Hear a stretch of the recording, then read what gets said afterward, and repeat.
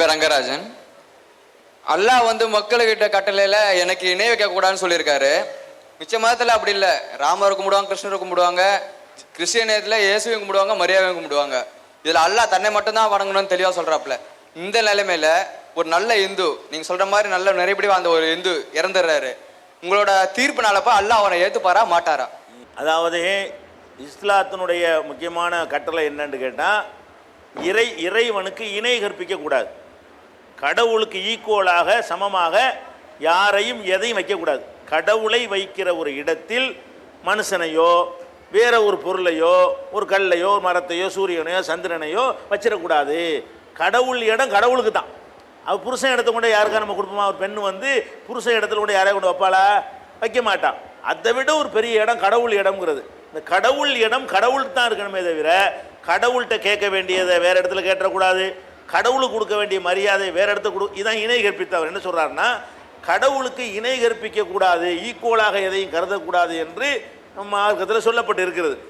இப்போ ஒரு இந்துவாக இருந்த அவர் என்ன கேட்குறாருன்னா, ஒரு இந்துவாக இருந்த ஒருத்தர் எல்லா விஷயங்களையும் நல்லபடியாக திருடாமல், பொய் சொல்லாமல், கோல் சொல்லாமல், யாருக்கும் கேடு செய்யாமல் ஓரளவுக்கு நல்லபடியாக வாழ்ந்து இறந்து விட்டார்னு சொன்னால் அவரை கடவுள் ஏற்றுக்கொள்வாரா? அவரை வந்து கடவுள் ஏற்றுக்கொள்வாரான்னு கேட்குறாரு. அவர் இந்து முஸ்லீம் கிறிஸ்துவருங்கிற பேசிக்க விட்டு நிற்ப கடவுள் ஏற்றுக்கொள்வதாக இருந்தால் முதல் கண்டிஷன் என்னன்னு கேட்டால், அந்த கடவுளுக்கு கொடுக்க வேண்டிய இடத்தை கடவுளுக்கு கொடுத்தீர்களா? கொடுத்தாலே நீங்கள் முஸ்லீம் ஆயிடுவீங்க. அதாவது கடவுளுடைய இடத்தை கடவுளுக்கு கொடுத்தால்தான் கடவுள்கிட்ட பரிசு வாங்க முடியும். நீங்கள் 1000 தான் ஒரு நாட்டினுடைய தலைவர் இருக்காருன்னு வைங்களேன். ஒரு நாட்டினுடைய தலைவரை ஏற்றுக்கொண்டு இந்த நாட்டில் வாழ்ந்து கொண்டிருக்கிறோம். பிரதமர் மன்மோகன் சிங்கின்னு இப்போ ஏற்றுக்கொண்டு நம்ம வாழ்ந்து கொண்டிருக்கிறோம். முதல்வர் கருணாநிதினு ஏற்றுக்கொண்டு இங்கே வாழ்ந்து கொண்டிருக்கிறோம். அவங்களுடைய சட்டங்களுக்கெல்லாம் கட்டுப்படுறோம். 1000 தான் கட்டுப்பட்டாலும் நம்ம கள்ளத்தனமாக பாகிஸ்தானோட தொடர்பு கொண்டு அவனுடைய தலைமை ஆர்டரை ஏற்றுக்கொண்டு ரகசியமாக வேலை செஞ்சுட்டு இருந்தோம்னு சொன்னால் நீங்கள் என்னத்தை கட்டுப்பட்டு நடந்தாலும் இந்த நாடு ஏற்றுக்கிறோமா? அவங்கள ஏற்றுக்கிறாது. நீங்கள் இந்த நாட்டுக்கு சேவை செஞ்சாலும் சரி, பயங்கரமாக பாடுபட்டாலும் சரி, பெரிய விஞ்ஞானத்தை கண்டுபிடிச்சாலும் சரி, நீ எப்படிடா பாகிஸ்தான் பிரதமரோட உனக்கு என்னடா உறவு? இந்த நாட்டில் இருந்து கொண்டு அவனுக்கு ஏன்டா சேவை செஞ்ச அப்படின்னு நம்ம கேட்போமா இல்லையா? அப்போ இந்த பிரதமரை வைக்கக்கூடிய இடத்துல வேற ஒரு ஆளை வச்சுட்டோம்னு சொன்னால் நம்ம நாடு ஏற்றுக்கிறோமான்னா ஏற்றுக்கிறாது. அதே மாதிரி நம்ம ஏற்கனவே உதாரணம் சொன்னேன், கணவனை வைக்கிற இடத்துல ஒரு மனைவி இருக்கிறா. கணவனுக்கு தேவையான சாப்பாடை கொடுக்குறா, தேவையான உபசரிப்புலாம் ஒழுங்காக பண்ணுறா, எந்த குறையும் கிடையாது. ஒரு விருந்தாளியை கூட்டிகிட்டு போனால் அவ்வளோ அழகான முறையில் உபசரிக்கிறா, எல்லாம் செஞ்சுவிட்டு இந்த கணவனை வைக்கிற இடத்துல வேற ஒரு ஆளையும் வச்சுட்டான்னு சொன்னால் இவ செஞ்ச எந்த நன்மையாவது கணவன் கருத்தில் கொள்வானா? கொள்ள மாட்டான். நம்ம கேட்கும் போதெல்லாம் சாப்பாடு கொடுத்தால அப்படி நினைக்க மாட்டான். என் இடத்துல எப்படி அவன் வந்தான்? அதான் பாயிண்ட். என்னைய வைக்கிற இடத்துல நீ வேற ஆளை எப்படி வைக்கலாம் அப்படின்னு கேட்பானே இல்லையா? அப்போ ஃபஸ்ட்டு ஒரு கணவனே நினைக்கிறான் தன்னுடைய மனைவி வந்து நமக்கு என்னதான் நல்லது செஞ்சாலும் பிரச்சனை இல்லை, என்னதான் கெட்டது செஞ்சாலும் பிரச்சனை இல்லை, நம்ம இடத்த வேற யாருக்கும் கொடுத்துடக்கூடாது. ஒரு புருஷன் எதிர்பார்க்கறானா இல்லையா? அப்போ கடவுள் வந்து அதை விட நம்மள்ட்ட என்ன ரைட்டை எதிர்பார்க்குறாருன்னு கேட்டால், எனக்குன்னு ஒரு இடம் இருக்கிறது, இந்த இடத்த நீ ஒரு கல்லுக்கு கொடுத்துட்டு வந்து என்கிட்ட இப்படி பரிசு கேட்ப? நான் உன்னே படைச்சிருக்கிற எண்ணெய் விட்டுட்டு நீ வந்து திருடலை, நீ கொலை செய்யலை, நீ ஏமாத்தலை, ஃப்ராடு பண்ணலை, எல்லாம் கரெக்டாக தான் போயிருந்த.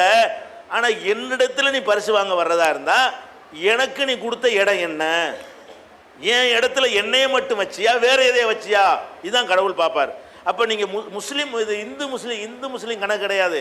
ஒரு முஸ்லீமே இருக்கிறான் எங்கள் சமுதாயத்தில், அவன் பேருக்கு முஸ்லீமாக வாழ்ந்துட்டான், பேர் அப்துல் கார்னு வச்சுக்கிட்டு என்ன பண்ணுறான்னு கேட்டால், நாகூரில் போய் செத்து போன ஒரு ஆளை கும்பிட்றான்.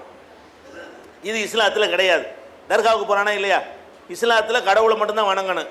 நாகூர் ஆண்டவருங்கிறாரு, அவர் ஆண்டவர், அவர் மனுஷன். அவர் 400 வருஷத்துக்கு முந்தி வாழ்ந்து இறந்து போயிட்டார். அதனால துவச்சி வச்சுட்டாங்க. அதனால சமாதி இருக்கிறது. செத்து போவாட்டி சமாதி இருக்குமா? சமாதி இருக்குது. சமாதிட்டு பண்ணிட்டு நாகூர் ஆண்டவரே பிள்ளைய தாங்கங்கிறான். இவன் அல்லாஹ்வுடைய இடத்துல யாரை வச்சுவிட்டான்? நாகூர் ஆண்டவரை வச்சுவிட்டான். பிள்ளைய அவர் தருவார், அவரே செத்து போயிட்டாரு. அவர்கிட்ட போயிட்டு நாகூர் ஆண்டவரே அந்த ஆண்டவரேன்னு கூப்பிட்டுக்கிட்டு பணத்தை தாங்க, வறுமையை போக்குங்கன்னு கேட்குறான். இப்போ இவன் முஸ்லீமே இப்படி நடந்தாலும் அவனை கடவுளை ஏற்றுக்கிற மாட்டார். நீங்கள் இந்துவை ஏற்றுக்குருவாரான்னு கேட்குறீங்க. ஒரு முஸ்லீமாக இருந்த ஒருத்தனை தொழுது கொண்டு பள்ளிவாசலுக்கு போய் கொண்டு இஸ்லாமிய சமூகத்தினுடைய எல்லா காரியங்களையும் செய்து கொண்டு கடவுளை வைக்கிற இடத்துல வேற ஒரு ஆளை ஒரு மனுஷனை வச்சுட்டான்னு வைங்க, கடவுள் என்ன செய்வாரு? அட ஏன் இடத்த கொண்டே இன்னொரு ஆள் கொடுத்தீங்கள, அவங்க ஒரு அடிமை, என்ன உன்னைய மாதிரி ஒரு அடிமையை கொண்டு போய் என் இடத்துல வச்சுவிட்ட, நீ உனக்கு கிடையாது, உன்னுடைய எல்லா நன்மையும் ஏற்றுக்கிற மாட்டேன்னு கடவுள் நிராகரிச்சிருவார். அப்போ இந்து முஸ்லீம்ங்கிற பிரச்சனையும் இங்கே கிடையாது.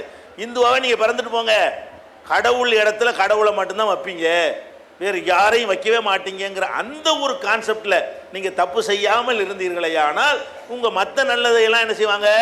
கடவுள் கணக்கில் எடுத்துக்கொள்வார். நீங்கள் அதில் தப்பு செஞ்சிட்டீங்கன்னு சொன்னால் நீங்கள் என்னதான் நல்லது செஞ்சாலும் ஒரு புருஷன் வந்து துரோகம் செஞ்ச மனைவியை அவள் என்ன நல்லது செஞ்சாலும் எப்படி ஏற்றுக்கொள்ள மாட்டானோ அதை விட மோசமாக கடவுள் அதை ட்ரீட் பண்ணுவார்.